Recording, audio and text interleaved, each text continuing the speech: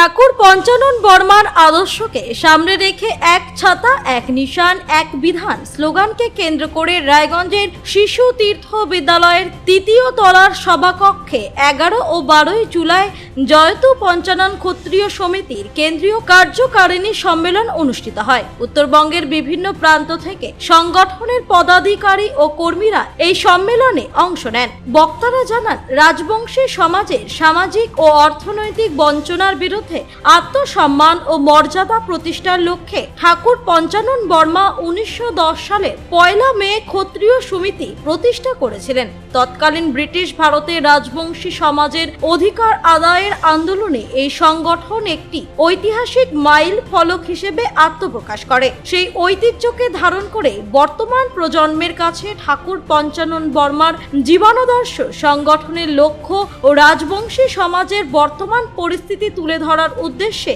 এই কেন্দ্রীয় সম্মেলনের আয়োজন করা হয়। সম্মেলনে উপস্থিত ছিলেন হেমতাবাদ বিধানসভার বিধায়ক হরিপদ বর্মন।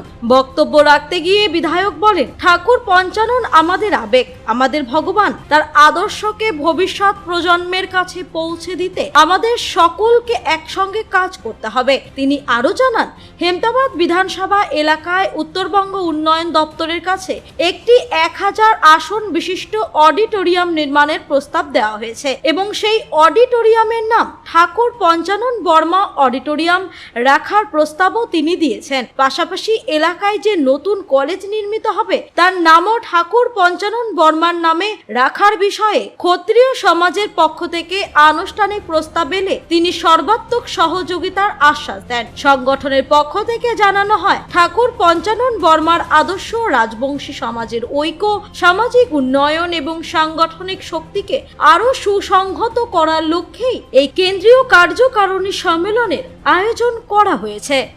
ভাই এখনই যা গরম পড়ছে, সামনে তো মনে হচ্ছে আরো গরম বাড়বে। ওটাই তো রে, একটা এসি নেওয়ার প্ল্যানিং করছি, বুঝলি? এখন দাম কোথায় কেমন, কম দামে কোথায় পাওয়া যায় ভালো? আমি এক জায়গায় শুনছি এক জায়গায় ভালো পাওয়া যায়, ভালো কম দামে। চল দেখে আসি, চল তাহলে দেখে আসি, চল।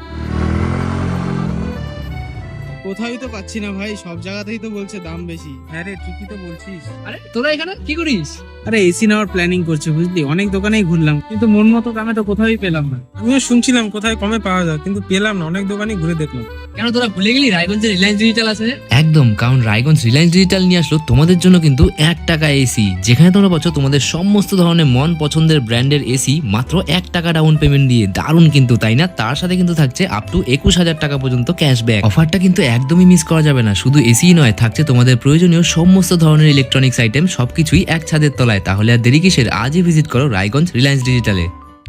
আজকে আমি ক্ষত্রিয় সমিতির যে কেন্দ্রীয় কার্যকারিণী সম্মেলন আমাদের রায়গঞ্জের সারদা শিশু তীর্থ এখানে চলছে, এসে ইনাদের মানে আমাদের ক্ষত্রিয় সমিতির যে কয়েকটা দাবি দেওয়া আছে, সেই যে বর্তমানে পশ্চিমবঙ্গের যে সরকার, সেই সরকারও এই দাবিগুলো পূরণ করার জন্য বদ্ধপরিকর।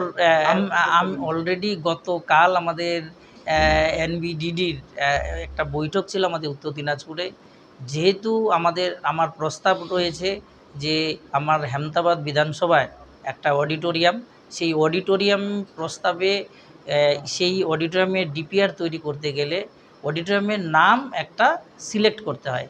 তো আমাকে অ্যাজ এ বিধায়ক হিসাবে এনবিডিডির যে ইঞ্জিনিয়ার রয়েছেন, ওনারা আমাকে জিজ্ঞাসা করেছিলেন যে এখানকার অডিটোরিয়ামের নাম কি রাখা হবে। সেক্ষেত্রে আমার যেহেতু ঠাকুর পঞ্চানন বর্মা অডিটোরিয়াম রাখার আমি প্রস্তাব দিয়েছি, ওনারা সেই প্রস্তাব মেনেও নিয়েছেন। তার সাথে সাথে আপনারা জানেন যে আমার হেমতাবাদ বিধানসভায় একটা কলেজ স্থাপন করার প্রস্তাব হয়েছে। সেই প্রস্তাবে যখনকার কাজ এগোবে তখন ওই কলেজের এই ক্ষত্রিয় সমিতির পক্ষ থেকে ওই কলেজের নামও ঠাকুর পঞ্চানন বর্মার নামে যেন হয়, সেটা ওনারা প্রস্তাব রেখেছেন। এবং আমারও সেই ইচ্ছা রয়েছে যে যেন যখনকার ওই কলেজের নাম হবে সেখানে যেন ঠাকুর পঞ্চানন বর্মার নামও আমরা ওখানে অন্তর্ভুক্তি করতে পারি, সেই ব্যবস্থা। কার্যকারিণী সম্মেলন 11 এবং 12 এই দুদিন ব্যাপী আমাদের রায়গঞ্জে অনুষ্ঠিত হলো। পুরো উত্তরবঙ্গের ক্ষত্রিয় সমিতির যারা কার্যকর্তা তারা এখানে উপস্থিত ছিলেন। এখানে দুদিন থেকে ক্ষত্রিয় সমিতিকে আগামী দিনে কিভাবে এগিয়ে নিয়ে যাওয়া যায় তার পরিকল্পনা এখানে করা হলো। যাই হোক, আমাদের এই দুদিনব্যাপী যে কেন্দ্রীয় সম্মেলন, কার্যকারিণী সম্মেলন, সেই সম্মেলনে আমরা বিভিন্ন প্রস্তাব নিয়েছি। তার মধ্যে 1 নম্বর হচ্ছে রাজবংশী ভাষাকে 8ম তফসিলে অন্তর্ভুক্ত করা হোক, সেটা আমাদের প্রথম দাবি। দ্বিতীয় দাবি হচ্ছে ঠাকুর পঞ্চাননের মূর্তি কলকাতা শহরের বুকে প্রতিস্থাপিত হোক। তৃতীয় দাবি হচ্ছে ঠাকুর পঞ্চাননের জীবনী ইতিহাস পাঠ্যবুকে অন্তর্ভুক্ত করা হোক এবং ঠাকুর পঞ্চাননের জন্মদিন বিগত সরকার যে ছুটি ঘোষণা করেছেন সেটার পরিবর্তে আমরা ক্ষত্রিয় সমিতির পক্ষ থেকে সেদিন পালনের জন্য সরকারের কাছে আবেদন করছি। রায়গঞ্জ থেকে রামকৃষ্ণ দাসের রিপোর্ট, কুলিক নিউজ।